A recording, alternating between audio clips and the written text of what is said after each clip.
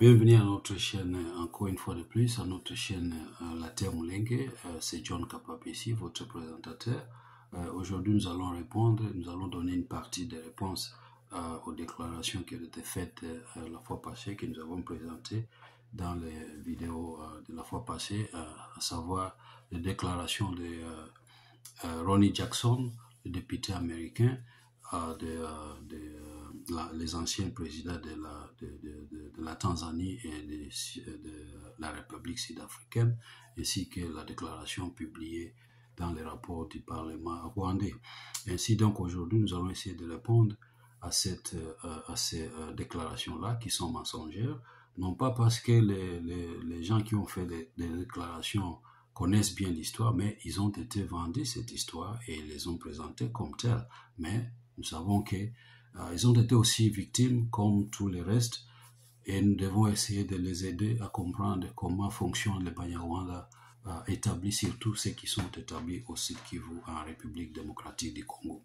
Ainsi donc, aujourd'hui, nous allons essayer de parler des réponses. Les réponses, nous avons 4 réponses à donner, 2 seront données aujourd'hui et 2 autres, nous allons les donner la fois prochaine. Aujourd'hui, nous allons parler des constitutions, la constitution de 1964 et la constitution de 2011. Mais avant de parler des constitutions, nous devons comprendre pourquoi les Banyarwanda, ou les Rwandais en général, et les Banyarwanda en particulier, ne réclament pas les Bushi. Pourquoi ils ne réclament pas les Bushi? Ça c'est une grande question. Vous ne pouvez pas réclamer les sites du Bushi sans réclamer les Bushi lui-même. Parce que le Bushi a une frontière avec les Rwandais à travers le lac Kivu, alors que le site du Bushi a une frontière avec les Burundis et les Rwandais à travers la Ruzizi. Et la rivière Ruzizi, vous ne pouvez pas passer par la rivière Ruzizi sans passer par les Burundis, surtout dans la province de Chibetoke. Et le Burundi n'a jamais été une partie ou un territoire rwandais. Le Burundi aujourd'hui, qui est une république, a toujours été un royaume burundais, qui est devenu une république, une république en 1962. Et vous devez passer par ces royaumes-là pour traverser vers le Burundi, vers l'Uvira, les Fizi et les Mwanga.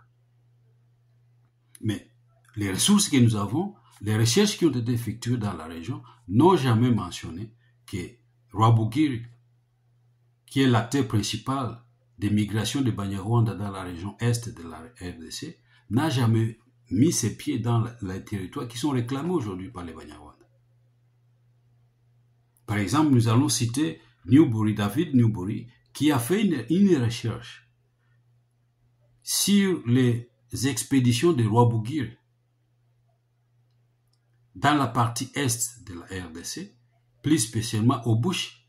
Rwabugiri a envoyé des militaires, des guerriers, comme on les appelait en ce moment-là, dans les territoires du Bushi. Il a effectué 5 expéditions militaires. Et à la fin, il est mort là-bas.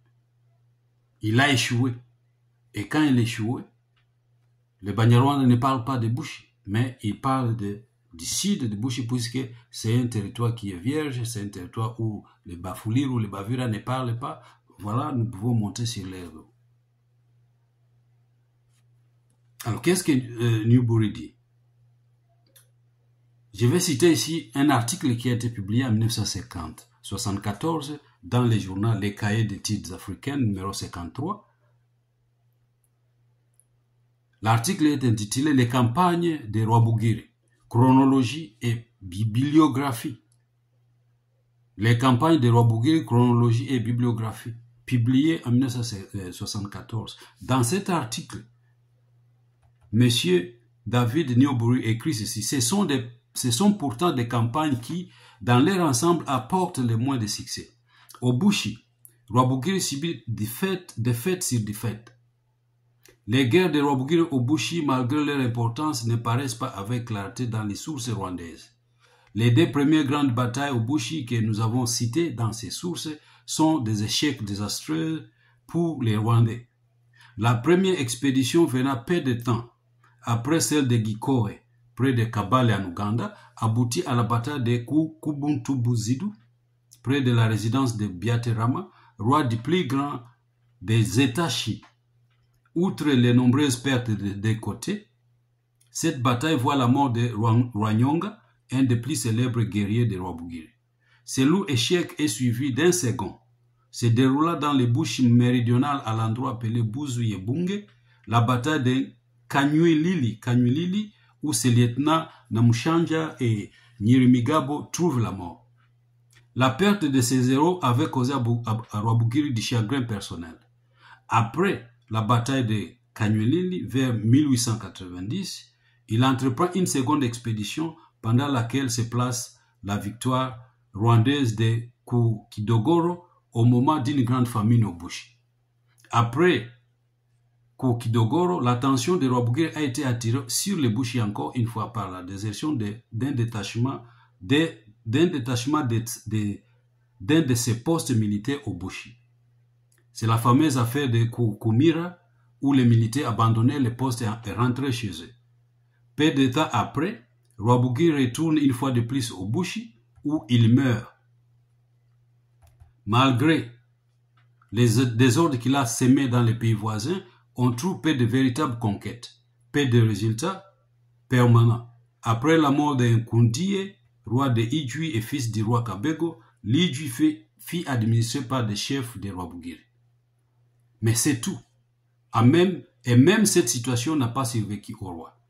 Fin de citation. C'est ce que David parle ou dit des expéditions de Rwabugiri dans les Bushi. Donc, Rwabugiri n'a jamais conquis, n'a jamais annexé les Bushi au Rwanda. Comment alors ils peuvent annexer? Comment est-ce qu'ils peuvent annexer? Ou comment est-ce que les Banyarwanda peuvent réclamer les pays ou les États royaux qui se trouvent au sud du Bushi alors qu'il n'a pas conquis le nord ou les Bushi lui-même? C'est pour montrer qu'ils mentent, que ces déclarations qu'ils vendent aux autres sont des déclarations de propagande. Et nous devons clamer à haute voix et nous devons leur dire que voici nos amis, les Banyarwanda sont en train de vous mentir. Rwabugiri n'a jamais conquis, il n'y a pas un territoire au sud du Bushi qui appartenait au royaume du Rwanda, que ce soit au 16e, au 17e, au 18e, au 19e, même au 20e siècle avec la mort du fils de Rwabugiri lui-même, Musinga. Nous devons donc comprendre, voilà, aujourd'hui nous allons parler de ça.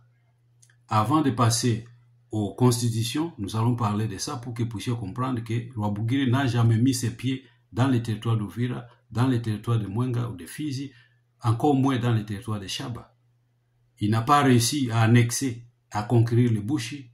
Il ne pouvait pas conquérir les territoires de Bavira, les territoires de Bafulero et les territoires de Babembe. Encore moins les territoires de Barega à l'ouest